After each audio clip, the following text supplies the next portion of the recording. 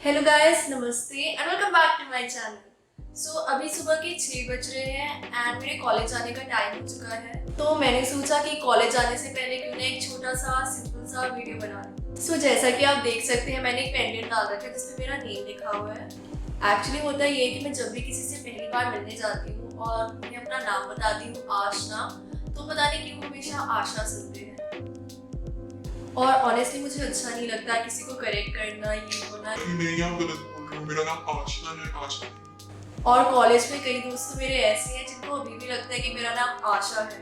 और अब क्योंकि कॉलेज में मुझे पूरा 1 साल होने वाला है, मैं किसी थोबड़े से बोलूं कि मेरा नाम आशना है, आशना नहीं। So it gets really confusing. तो इसी स्ट्रगल की वजह से मेरे खोपड़े में एक बहुत मस्त आइडिया आया। वो ये था कि क्यों ना मैं अपना एक नेम टैग बनवा लूं और उसे अपने गले में डाल दूं।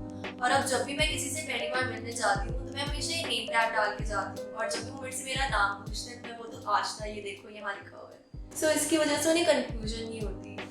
एनीवे, तो जो आज की वीडियो है वो काफी इंटरेस्टिंग होने वाली है, क्योंकि मैं आपको बताने वाली हूँ 5 common facts between India and south Korea. तो क्या आपको पता है कि जो कोरियन लोग हैं और जो इंडियन लोग हैं उनका खून का रिश्ता है।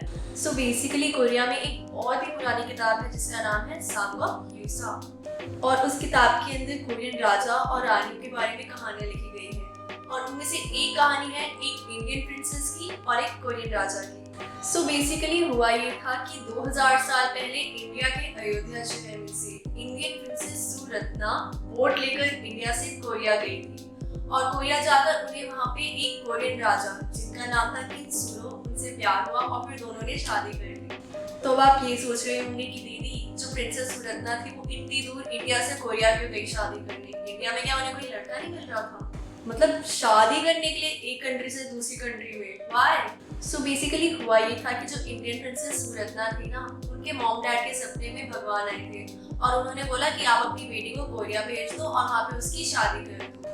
अब क्योंकि प्रिंसेस के पेरेंट्स काफी रिलीजियस थे, वो भगवान में काफी विश्वास रखते थे, तो उन्होंने अपनी बेटी को कोरिया भेज दिया। तो गाइस, आप सोच सकते हो कि जो प्रिंसेस सुरत्ना थी उनके पेरेंट्स कितने ही कूल, कितने ओपन माइंडेड थे कि उन्होंने सोचा कि चलो अपनी बेटी का बोरिया बिस्तर बांधो और उसको कोरिया में भेज कर उसकी वहाँ पे शादी करा दो। तो पुराने जमाने में पेरेंट्स कितने कूल हुआ करते थे जो अपने बच्चों को एक कंट्री से दूसरी कंट्री में भेज देते थे शादी करने के लिए। और एक तरफ हमारे पेरेंट्स हैं जो हमें गोवा की ट्रिप तक अकेले नहीं जाने देते। तो अब आप सब ये सोच रहे होंगे कि प्रिंसेस सुरत्ना ने आखिरकार कोरिया राजा को पटाया कैसे, हमें भी पता करना है। तो हुआ ये कि जो किंग किम सुरो थे उनके सपने में भगवान आए और उन्होंने बोला कि जब तुम बाहर जाओगे तो तुम्हें लाल कपड़े में एक लड़की दिखेगी, तो तुम उससे शादी कर लेना, क्योंकि अगर तुम उससे शादी करोगे तो तुम्हारे किंगडम में काफी खुशहाली, काफी वेल्थ, काफी प्रॉस्पेरिटी आ जाएगी। अगले दिन किम सुरो अपने किंगडम से बाहर निकलते हैं और जैसे ही वो बाहर निकलते हैं, बाहर उन्हें इंडियन प्रिंसेस सुरत्ना दिखती है जिन्होंने रेड कलर की ब्यूटीफुल साड़ी डाली होती है। तो जो सपना था उसको तो छोड़ो, किम सुरो ने जैसे ही पहली बार इंडियन प्रिंसेस सुरत्ना को देखा तो उन्हें उनसे प्यार हो गया और फिर दोनों ने शादी कर ली। तो उनकी शादी काफी धूमधाम से हुई और शादी होने के बाद उनके टोटल 12 बच्चे हुए। It was a really big family. Guys, Korea में ये माना जाता है कि जितने भी लोग हैं ना जिनका सरनेम किम है, वो सारे इंडियन प्रिंसेस किम सुरत्ना के डिसेंडेंट्स हैं। For example, BTS member Kim Taehyung and Blackpink members Kim Jennie and Kim Jisoo. अब क्योंकि इन सबका सरनेम किम है, तो ऐसा हो सकता है कि इन सबकी नसों में इंडियन खून दौड़ रहा है। ये था नंबर 1 फैक्ट। और अब मैं आपको जो अगला फैक्ट बताने वाली हूँ वो इसी से रिलेटेड है।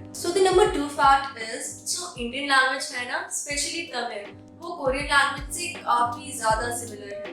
अब ना ही तो मुझे कोरियन आती, ना ही मेरे को तमिल आती है, लेकिन मैंने थोड़ा बहुत रिसर्च करा और मैंने इन दोनों लैंग्वेजेस में काफी सिमिलैरिटीज पाई। मैं आपको कुछ सिमिलर वर्ड्स बताने वाली हूँ, बट अगर मेरी प्रोनाउंसिएशन थोड़ी खराब हुई ना, so sorry for that in advance, क्योंकि ऑब्वियसली मुझे दोनों में से कोई भी लैंग्वेज अच्छे से नहीं आती। फॉर एग्जाम्पल, तमिल में हम मॉम डैड को बोलते हैं अम्मा अब्बा, उसी तरह कोरियन में हम मॉम डैड को बोलते हैं ओम्मा अब्बा।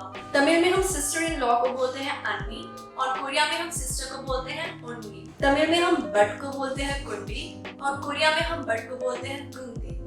Jimin has a really nice meaning.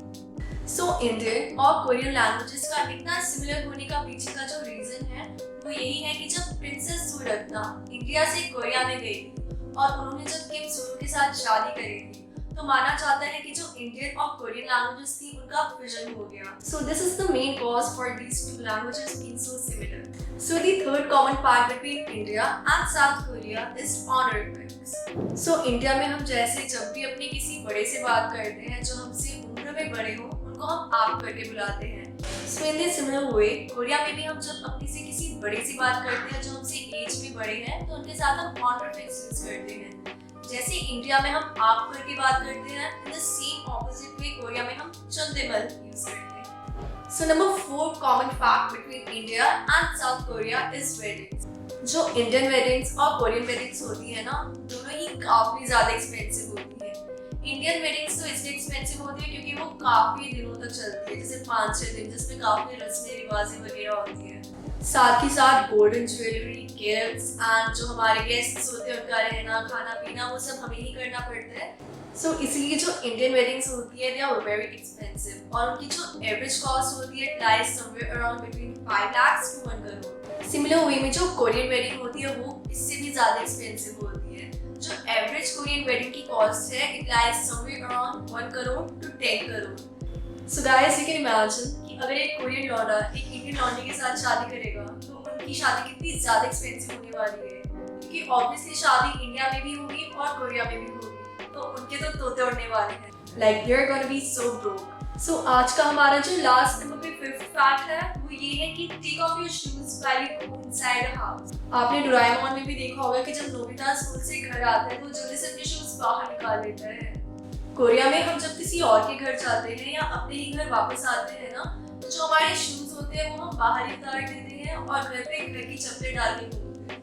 And mostly Indian houses में भी सेम यही चीज होती है कि जब हम बाहर से आते हैं तो हम बाहर के जूते बाहर ही रखते हैं और घर में घर की चप्पल डालते हैं. सो ऑफ कोर्स जो रीजन है वो यही है कि बाहर कितना गंदा रहता है. जो बाहर के शूज है वो आप घर के बाहर ही उतारोगे ना, अंदर थोड़ी ना लेके आओगे. घर में अलग से एक चप्पल होती है जो हम सिर्फ घर में इस्तेमाल करते हैं.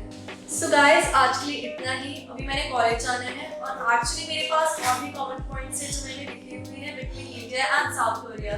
तो अगर आप चाहते हो कि मैं इस वीडियो का पार्ट 2 रिलीज करूं तो कमेंट सेक्शन में जाके मुझे जल्दी से बताओ.